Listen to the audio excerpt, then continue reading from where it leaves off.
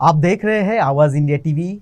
इस वक्त हम विशेष संवाद कर रहे हैं क्योंकि दुनिया अगली सदी की ओर जा रही है। जापान, जर्मनी, रशिया, अमेरिका जैसे देश आगे बढ़ रहे हैं। यहाँ तक कि बांग्लादेश भी आगे बढ़ रहा है क्योंकि वे सभी विज्ञाननिष्ठ है और तर्कनिष्ठ है। विज्ञान की कसौटी पर खरा उतरेगा वो ही आगे जाएगा। और इसी विचारधारा पर काम करने वाले अरविंद सोनटक्के जी जो IRS है, अधिकारी है, मगर उनका पूरा जीवन तर्कशीलता और विज्ञानवाद का प्रचार प्रसार करने के लिए लगा है और 22 प्रतिज्ञा अभियान के तहत वे इसका प्रचार और प्रसार करते हैं।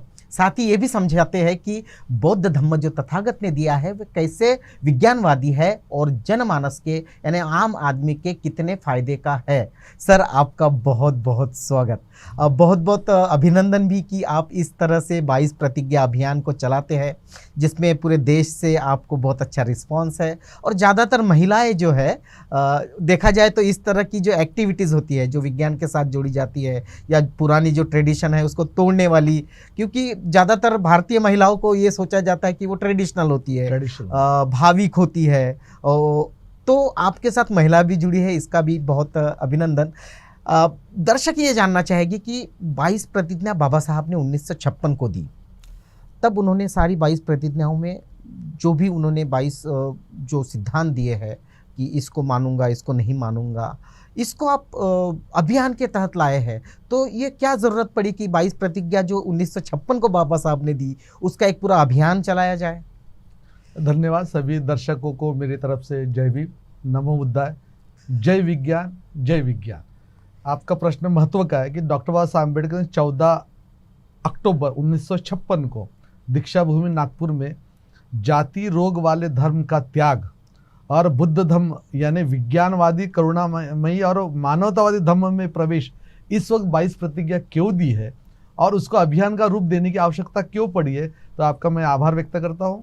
ये प्रश्न महत्व का है क्योंकि बाबा साहब अम्बेडकर ने जाति रोग वाले धर्म का त्याग करते वक्त एक स्पष्ट रेखा रख दी कि भाई आपको बुद्ध धर्म में अब ये पुराना अविज्ञान और जाति रोग और अंधविश्वास नहीं चलेगा। अभी आपको बुद्ध धर्म का ही विज्ञान चलेगा, उसी की समता चलेंगी, समानता चलेंगी, न्याय और करुणा चलेगा। इसमें रेशा बांधने के लिए उन्होंने जब पुराने धर्म का यानी जाति रोग वाले धर्म का त्याग करते हुए इन्होंने ये 22 प्रतिज्ञा दिए और ये 22 प्रतिज्ञा बाबा साहब अम्बेडकर खुद बोली है। अब इसको अभियान का रूप मैंने नांदेड़ में दिया। नांदेड़ में मुझे लोग बुलाते थे कि भैया आप बुद्ध धर्म पर भाषण करो, प्रवचन करो, तो मैंने वहाँ एक बार बोला जय भीम बोलो दारू छोड़ो। अब जैसे मैंने जय भीम बोलो दारू छोड़ो तो दारू लेने वाले सब पहचाने लग गए। ये कार्यकर्ता, नेता, अभिनेता सब बेचारे थोड़ी वोट लेते थे। अब जैसे उनको मालूम पड़ा इनकम टैक्स का साहब है और जय भीम बोलो दारू छोड़ो बोलता है, फिर ऐसे करते हैं 22 प्रतिज्ञा। फिर मैंने कहा कि शादी की पत्रिका पर 22 प्रतिज्ञा छापो, तो लोगों ने कहा कि ये तो हो ही नहीं सकता, हम तो फोटो छापते हैं, हम विचार क्यों छापेंगे, बाबा साहब की दवाई है लेकिन छापने में डर है, तो मतलब भाई छापो।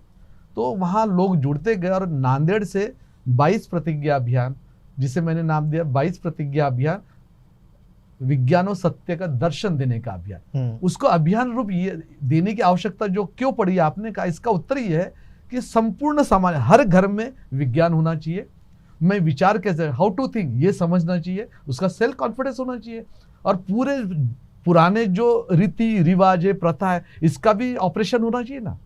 वो तो डेड हो गए, जो डेड हो जाता है उसका पोस्टमार्टम होता है, जो जिंदा होता है उसका ऑपरेशन होता है। अगर जो प्रथा है और संस्कार और संस्कृति जिंदा है उसका तो ऑपरेशन करना पड़ेगा। ये ऑपरेशन करने के लिए मुझे लगा 22 प्रतिज्ञा अभियान के रूप में हमें पूरे भारत में चलना चाहिए और वहां से शुरू किया मैंने। और जैसे लोग जुड़ते गए, मुझे अभी सभी की नाम भी याद नहीं। फिर नांदेड़ से फिर परभनी भीमरा हत्तीबेरी जुड़े, फिर मैं औरंगाबाद हूँ, फिर हजारों लोग वहां जुड़े, फिर वहां से मैं दूसरी जगह वहां लोग जुड़े। सभी को लगता कि दवाई किसकी है भाई, मेरी तो ही नहीं, मैं तो कंपाउंडर हूँ, ये तो बाबा साहब अम्बेडकर की दवाई है। अगर इस देश के जाति रोगों को खत्म करना है तो बाबा साहब अम्बेडकर ने जो दवाई दी उसका नाम है 22 प्रतिज्ञा अभियान। वो दवाई को लेके जब चला मैं, तो हर जगह मुझे लोगों ने साथ भी दिया, सहयोग भी दिया, सहभाग भी दिया और उसे स्वीकारा। और उसमें महिलाएं जो है वह बहुत अग्रेसर रही है। अगर देश में अगर धम्म की क्रांति अगर होने की है तो हम लोगों से होंगी या न होंगी मालूम नहीं, लेकिन मेरी जो बहनें हैं, आपकी जो बहनें हैं, ये बहन इस देश में धम्म की क्रांति करेंगी, इसका मुझे पूरा विश्वास है। इसीलिए 22 प्रतिज्ञा अभियान में आपको हजारों महिला सामने दिखती है। एक अलग तबका भी है जो जिसने 1956 के बाद बौद्ध धर्म की दीक्षा भी ली, जिनके पूर्वजों ने पंचशील के साथ 22 प्रतिज्ञाओं को भी बाबा साहब के हाथों से संपादित किया। मगर कुछ लोग अभी कहते हैं कि वक्त बदल गया है, अब इन 22 प्रतिज्ञाओं की क्या ज़रूरत है, अब 22 प्रतिज्ञाओं का नाम भी ना ले या उसको कोड ना करे तो भी कुछ फर्क नहीं पड़ता। आपको क्या लगता है कि ऐसी विचारधारा वाले लोगों को क्या कहना चाहिए? ये प्रश्न बहुत इंपॉर्टेंट। अभी मैंने सम्राट में एक भंती जी ने लेख लिखा था, 22 प्रतिज्ञा अभियान का प्रचार करने की आवश्यकता नहीं, बंद करो। अब जब से मैंने शुरू किया तब से ही ये विचार हर जगह मुझे मिला। अभी गुजरात में था, लोग कहने था आप बाबा साहब बताइए ना, आप बुद्ध बताइए ना, आप 22 प्रतिज्ञा क्यों बता रहे? भाई 22 प्रतिज्ञा का मूल उद्देश्य था कि जाति रोग वाले धर्म का त्याग, जाति रोग वाले संस्कृति का त्याग, जाति रोग वाले प्रथाओं का त्याग। अब ये अगर करना है तो 22 प्रतिज्ञा ये मूल है।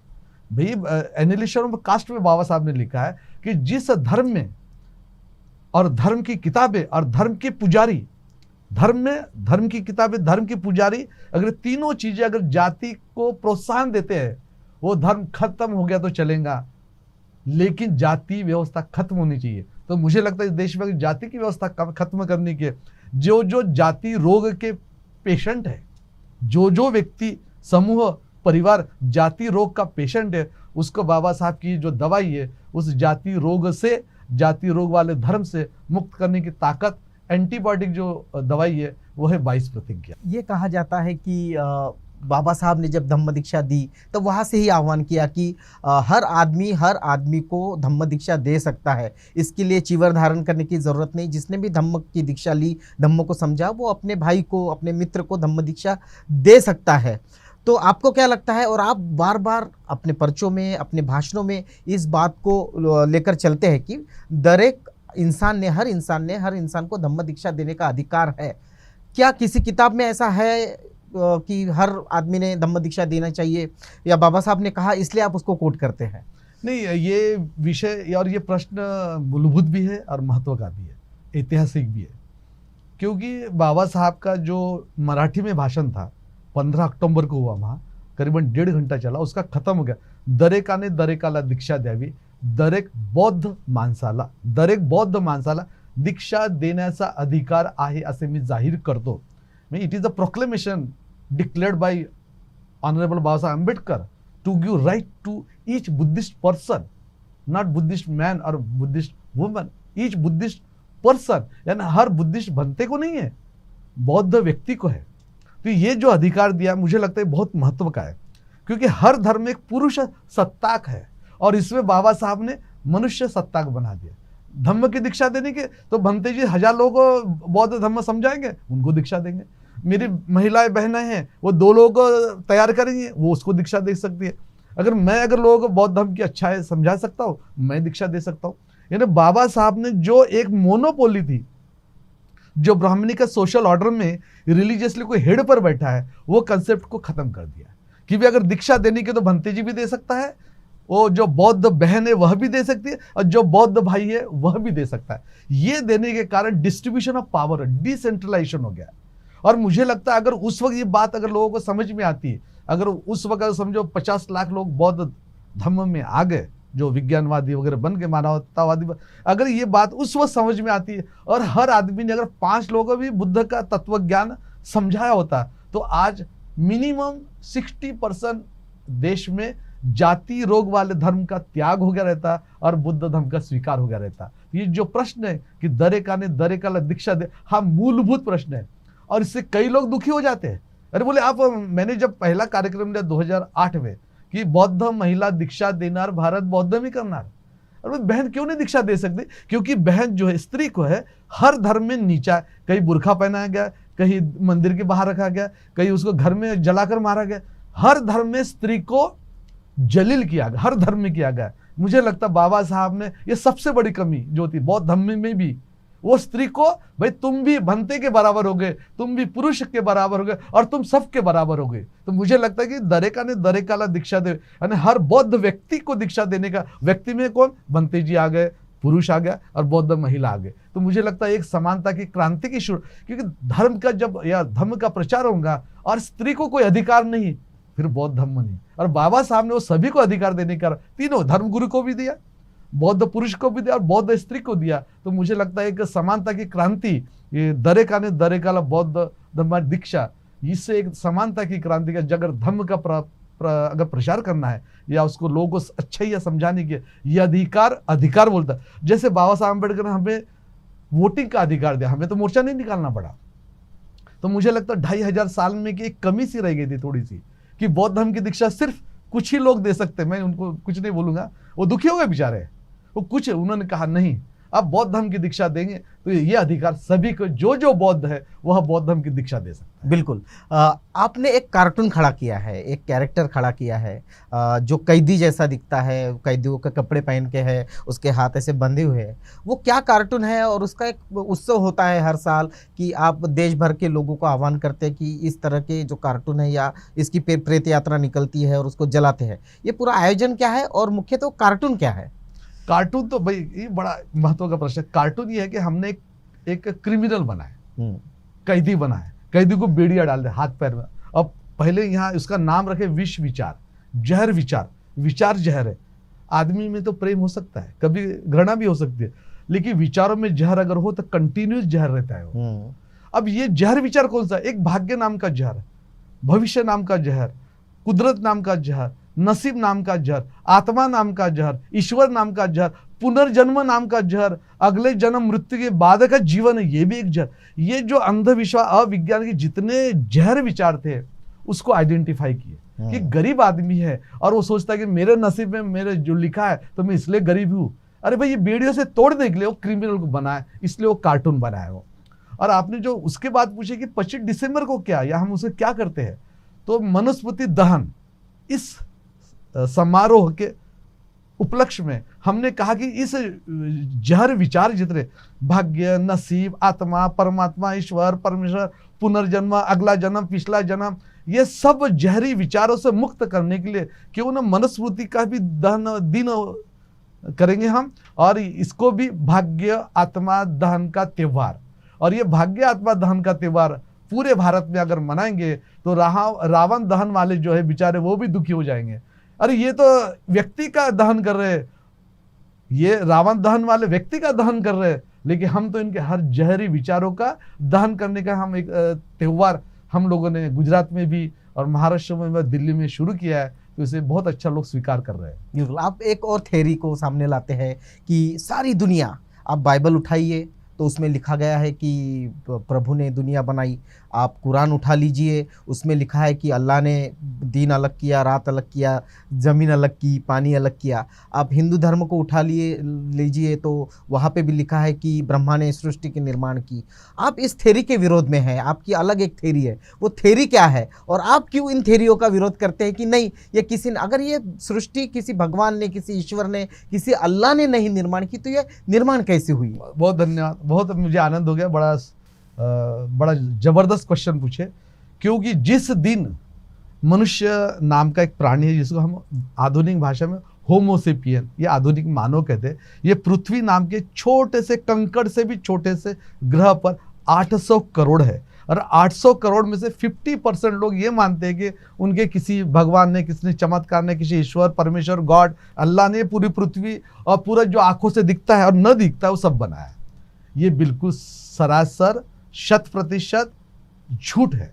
और झूठ का प्रचार उनके हर धर्म का धर्म पुजारी करता है, हर धर्म का धर्म ग्रंथ करता है। उसमें लिखित है कि भाई अब बाइबल में लिखा है कि 6 दिन में बोले पूरा बन गया, पहले दिन बना, फिर रात बना, फिर तारे बने, फिर पृथ्वी बनी, फिर आदम ईव बने, और 7वें दिन क्या, तो बोले गॉड थक गए थे इसलिए रेस्ट ले गए, इसलिए संडे आ गया।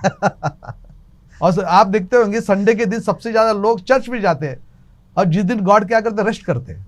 उसी दिन बोलते हैं help me God, do me this, do me that, give me that, ये सब उसको प्रे करते हैं। लेकिन उस तो संडे तो रेस्ट डे है। कहने का मतलब है कि धर्म ग्रंथों ने हमारे आजू बाजू के, मेरे शरीर में हर वस्तु, ये जो हम ग्रेविटेशनल फोर्स बोलेंगे, और ये जो हवा है, हवा में 79% नाइट्रोजन है, 20% ऑक्सीजन है। ये ऑक्सीजन, नाइट्रोजन कैसे बने, तो बोलते नहीं हमारे धर्म ग्रंथ में दिया है। वो एक धर्म ग्रंथ बोलेगा 6 दिन में बना, दूसरा बोलेगा 7 दिन में बनेगा, हमारे बोलेगा 10,000 वर्षों में बना। अरे भाई ऐसा कुछ नहीं है। मैं तो आपको छोटा सा उदाहरण गुजरात में किया मैंने। एक को कहा कि भाई आपका डेट ऑफ बर्थ क्या है, तो उसने कहा कि भाई 1987। मतलब कोई बात नहीं, मतलब पृथ्वी का date of birth of year क्या, ईयर पूछा। बोले सर मुझे मैंने जैसा तुम्हारा जन्म हुआ उसके पहले तुम नहीं थे, वैसे पृथ्वी का जन्म हो गया, उसके पहले पृथ्वी नहीं थी, और वह 4.567 बिलियन ईयर्स। गूगल में सब ढूंढ सकते हैं। यानी 450 करोड़ वर्ष पहले पृथ्वी का जन्म हो गया। इसका अर्थ है उसके पहले पृथ्वी नहीं थी, है ना। अगर और 450 करोड़ वर्ष में जब पृथ्वी बनी और जो भी प्रोसेस में बनी, उसके बाद अभी पृथ्वी नाम का जो ग्रह है वो सूर्य के आजू बाजू 30 किलोमीटर पर सेकंड स्पीड में घूम रहा है, और जो सूर्य है वो पूरे गैलेक्सी में 230 किलोमीटर पर सेकंड स्पीड से चल रहा है। गूगल में देख सकते हैं।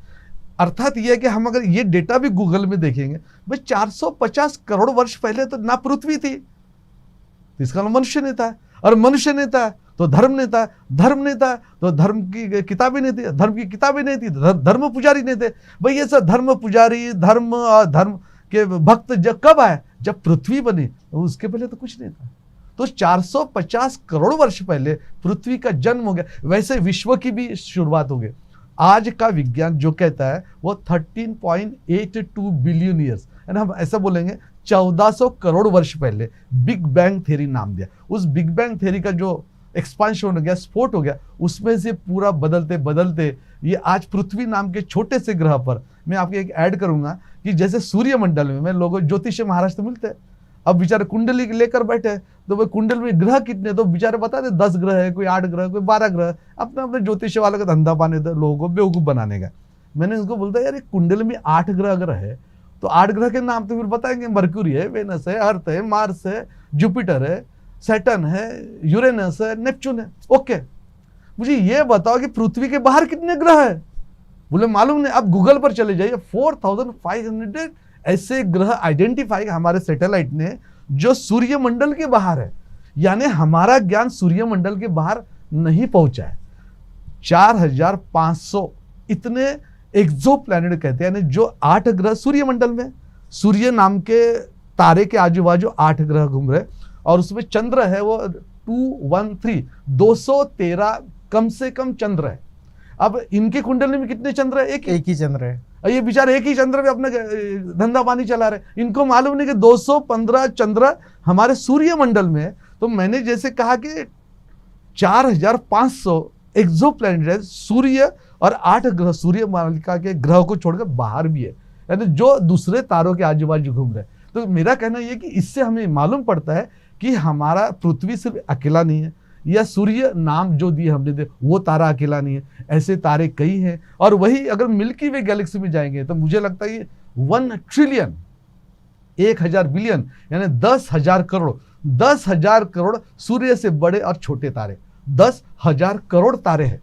अब ऐसी अवस्था में हम बोलेंगे कि पृथ्वी को किसी चमत्कार बनाएगा, आशीर्वाद देके बनाए, ये तो अज्ञान ही है पूरा, और लोग उससे शोषण करें। जहां अज्ञान है तो सामने का आदमी हमारा शोषण करेगा। तो मुझे लगता है जीवन का अगर सही अर्थ अगर समझा जाए, जन्म और मृत्यु को समझना है, तो ये विज्ञान, और आपने जो प्रश्न किया ये विज्ञान का और कैसे शुरुआत, ये भी अगर भारत का हर आदमी अगर ये छोटी सी बात भी समझ में आएगा, तो अगर अल्बर्ट आइंस्टाइन ने 1905 यानी 1905 पे जो थ्योरी दी, तो हमारे महाराष्ट्र और भारत के हर घरों में शायद एक एक अल्बर्ट आइंस्टाइन बन सकता है, अगर ये सोच और समझ और बोध हर घर में पहुंच जाए। लेकिन कुछ लोगों का ये कहना है कि आप धर्म का विरोध करते हैं, आप नास्तिक है, कुछ लोग नास्तिक बोलते हैं, नास्तिक की थ्योरी जोड़ते हैं, और ये कहते हैं भाई कि हम थके हुए होते हैं, हारे हुए होते हैं, निराश होते हैं, हम चर्च में जाते हैं, मस्जिद में जाते हैं, मंदिर में जाते हैं, विहार में जाते हैं, थोड़ी देर हम वहाँ प्रेयर करते हैं या नतमस्तक होते हैं, भगवान से कुछ मांगते हैं, तो उतने देर तक हमें शांति मिलती है। तो आप उस शांति के भी विरोध में क्यों है? ऐसा भी सवाल लोग उठाते हैं। बिल्कुल सही बात। तो ये बड़ा अच्छा प्रश्न है। अब गुजराती में तो बहुत जोक्स है शांति पर। अब भाई शांति रखो, अरे शांति क्या, जब मैंने बुलाओ, यानी इसका अर्थ है कि शांति रखो, मैं शांति का उसको बुला के लेगा। ये मैं जोक के कारण कह रहा हूँ। ये प्रश्न बरोबर है कि और बुद्ध ने इसका इलाज, माध्यम, मार्ग और दवाई दी, उसका नाम है ध्यान। जिसको जहाँ मिले आप, हम दोनों बात करें इस वक्त भी, हम 2 मिनट के लिए आंख बंद करके ध्यान कर सकते, क्षण के लिए कर सकते, 1 मिनट के लिए कर सकते, आप जितना समय चाहो उस वक्त अपने ही अंतर्मन में यात्रा कर लो, तो तुम्हारी जितने मन की शांति है जो तुम पत्थरों में ढूंढ रहे हो वो यही मिल जाएंगी। यही सबसे बड़ी बुद्ध की क्रांति है। और एक प्रोग्राम है आपका, घर घर बुद्ध जयंती मनाओ, और देश के गुजरात से शुरुआत हुई, महाराष्ट्र की शुरुआत हुई, एक अच्छी शुरुआत हुई थी, और पूरे देश में करोड़ों लोगों के घर में बुद्ध जयंती का एक प्रायोजन आपने किया है कि इतने करोड़ घरों में बुद्ध जयंती मनाई जाए। एक तरफ आप मंदिरों में जाने का विरोध करते हैं, फिर दूसरी तरफ कहते हैं कि बुद्ध जयंती मनाओ, तो ये परस्पर विरोधी नहीं लगता है? और क्यों आप बुद्ध जयंती मनाने के लिए लोगों को प्रेरित करते हैं? अब मंदिरों में जाने के लिए तो ऐसा है कि मैं तो बोलता भाई, मैं तो, मुझे बुलाते कई बार मंदिरों में बुलाते, मतलब जो भी मंदिर अगर भगवान ने खुद बनाया तो मैं आ जाऊंगा। अब बेचारा वो जो बुलाने वाला रहता तो बोलता सर मंदिर किसने बनाया, मतलब भगवान ने बनाया तो मैं आ जाता हूँ, ईश्वर ने बनाया तो मैं, देवी जी ने बनाया तो मैं आ जाऊंगा, अगर मस्जिद अगर अल्लाह ने बनाया तो मैं आ जाऊंगा, अगर तुमने बनाया तो मैं नहीं आऊँगा। ये मेरी फिलॉसफी।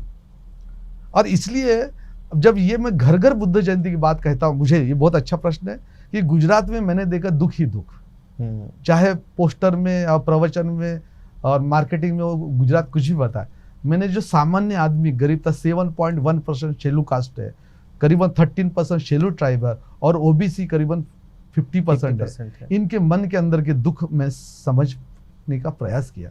मुझे लगा मेरा भाषण प्रवचन से कोई फायदा नहीं होगा, क्यों ना मैं बुद्ध का एक ध्यान दे दूं और बुद्ध का एक विचार दे दूं। मैंने कहा कि मैं अगर हर घर में समझा नहीं सकता, इसलिए घर घर बुद्ध जयंती, ये राजकोट गुजरात से एक अभियान शुरू किया, घर घर बुद्ध। कि बुद्ध का संबंध ना जात से है, ना धर्म से है, ना गोरे रंग से है, ना काले रंग से है, ना अफ्रीकन से है, ना भारत से है। ये मानवता का एक त्यौहार होना चाहिए। कि बाकी जो त्यौहार भारत में होते, कई त्यौहार, वह मन को और विचारों को गुलाम बनाने के लिए होते, तो क्यों ना हम घर घर बुद्ध जयंती, क्योंकि घर घर बुद्ध जयंती का मतलब कि जाति रोग वाले धर्म को अभी क्यों नाम ने, क्यों जाति रोग वाले धर्म के संस्कार, संस्कृति, प्रथा, परंपरा क्यों संभालने की कोई मतलब नहीं है। तो जाति रोग वाले धर्म का, हर संस्कृति को नकारने का, तो घर में बुद्ध की संस्कृति होनी चाहिए, घर में विज्ञान की संस्कृति होना चाहिए। अगर जहां बुद्ध पहुंच जाएंगे, बुद्ध के विचार पहुंचेंगे, तो ध्यान पहुंचेगा, प्रमाण पहुंचेगा, प्रयोग पहुंचेगा, विज्ञान पहुंचेगा, निरीश्वरवाद पहुंचेगा, प्रेम भावना पहुंचेंगी, करुणा पहुंचेंगी, घर घर में पहुंचेगी। और घर घर अगर बुद्ध, इस देश में अगर घर घर बुद्ध के संस्कार, संस्कृति पहुंचेंगी, तो आपको पुलिस स्टेशन की आवश्यकता कम पड़ेगी। आज आप करोड़ों पुलिस स्टेशन बना लो, लेकिन बच्चियों का बलात्कार रोक नहीं सकते। करोड़ों पुलिस स्टेशन बना लो, करोड़ों की आर्मी बना लो, लेकिन जब मन के अंदर, दिमाग के अंदर और घर में बुद्ध के संस्कार रहेंगे, तो मेरी बेटी और कोई भी माता, कोई भी बहन सुरक्षित मिनिमम रह सकती, क्योंकि उसके मन में एक बुद्ध के संस्कार दिमाग में आएंगे। और वो दिमाग, संस्कार कहाँ से शुरू होते? घर से होते। और वो माता अपने बच्चों को देती है कि भाई तुम बाहर जाओगे, हर किसी को विनम्रता, सम्मान करना है, करुणा रखने वगैरह वगैरह। तो मुझे लगता है घर के अंदर बुद्ध के संस्कार आएंगे तो उस घर में बुद्ध की भी क्रांति होंगी, उस घर में विज्ञान की क्रांति होगी, उस घर में विचार की क्रांति होगी। इसलिए घर घर बुद्ध जयंती शुरू करने का कारण ये कि अब जाति रोग वाले धर्म को टाटा कहने का वक्त आ गया। अब बुद्ध धर्म का जो घर में संस्कार लाने के लिए शुरुआत करने की बड़ी अच्छी गुजरात में हमने की है। और अभी फिर से अगर जब जनगणना का वक्त आएगा तो लोग इसे कह सकते हैं कि भाई हमें जाति रोग वाले धर्म ने हमें हजारों सालों से जो भी किया, हमारा शोषण किया, उस धर्म का नाम न ले, और जो मान और सम्मान, समता, बंधुत्व सिखाने वाला जो धर्म है उसी का उल्लेख करें। बिल्कुल। दर्शकों, जो समता, स्वतंत्र, न्याय, मैत्री, करुणा सिखाता है, ऐसे ही धर्म का अंगीकार करें। विज्ञानवाद से जुड़े, जैसे कि हमने पूरे इस चर्चा में जाना कि पृथ्वी की निर्मित कैसी हुई, क्या सही में गॉड का अस्तित्व है, सही में अल्लाह का अस्तित्व है, सही में ईश्वर का अस्तित्व है। अगर ईश्वर का अस्तित्व होता तो हमने भारत में ही देखा कि मंदिरों में बलात्कार होता है और ईश्वर कुछ नहीं कर पाता। तो इस तरह 22 प्रतिज्ञा अभियान तर्कशीलता, विज्ञानवाद सिखाता है। अरविंद जी, दर्शक आपको देख रहे हैं, उनके लिए क्या संदेश है 22 प्रतिज्ञा अभियान की ओर से? कुछ लोग इस विचारधारा की तरफ, जिसको नास्तिकता की विचारधारा कहते हैं, उस तरफ आना चाहते हैं, उनके लिए आप क्या संदेश देंगे? तो मैं आपको सभी दर्शकों में इस वक्त जय भीम, नमो बुद्धाय, जय विज्ञान, जय विज्ञान, जय विज्ञान। और 22 प्रतिज्ञा अभियान विज्ञान और सत्य का दर्शन देने का अभियान, 22 प्रतिज्ञा अभियान विज्ञान और सत्य का दर्शन देने का अभियान। बस आप एक संकल्प कर लीजिए या सोच लीजिए कि आपके घर में विज्ञान के संस्कार होने चाहिए। और विज्ञान के संस्कार होने के लिए, क्योंकि इस देश में अल्बर्ट आइंस्टाइन चाहिए और इस देश में ही चाहिए, हर डिस्ट्रिक्ट में चाहिए। और जब विज्ञान आता है तो हमारे दुख कम होते हैं। तो 22 प्रतिज्ञा अभियान की ओर से मैं आवाज़ चैनल का मैं आभार व्यक्त करता हूँ। इन्होंने इतना अच्छा मौका मिला, पूरी टीम का मैं तहे दिल से आभार व्यक्त करता हूँ, आनंद व्यक्त करता हूँ कि इस देश में अभी विज्ञान क्रांति बची हुई है। और मंदिर मस्जिद चर्च में जो है वो तो असत्य है, लेकिन जो विज्ञान की क्रांति है वो सत्य है। और जब विज्ञान की क्रांति होंगी तो भारत भी इस देश में सुपर पावर पूरे वर्ल्ड में बनेगा। और ये जाति रोग वाला जो धर्म है ना, जाति रोग वाली संस्कृति है, जाति रोग वाली संस्कार है, जाति रोग वाली परंपरा है, तो जाति रोग वाले का खत्म कब करेंगे? तो मुझे लगता है 22 प्रतिज्ञा अभियान विज्ञान को और सत्य का दर्शन देने का अभियान, इससे आप जुड़े।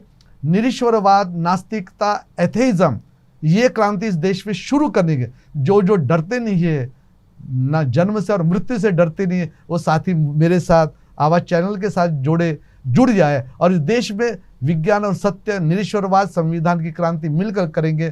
धन्यवाद।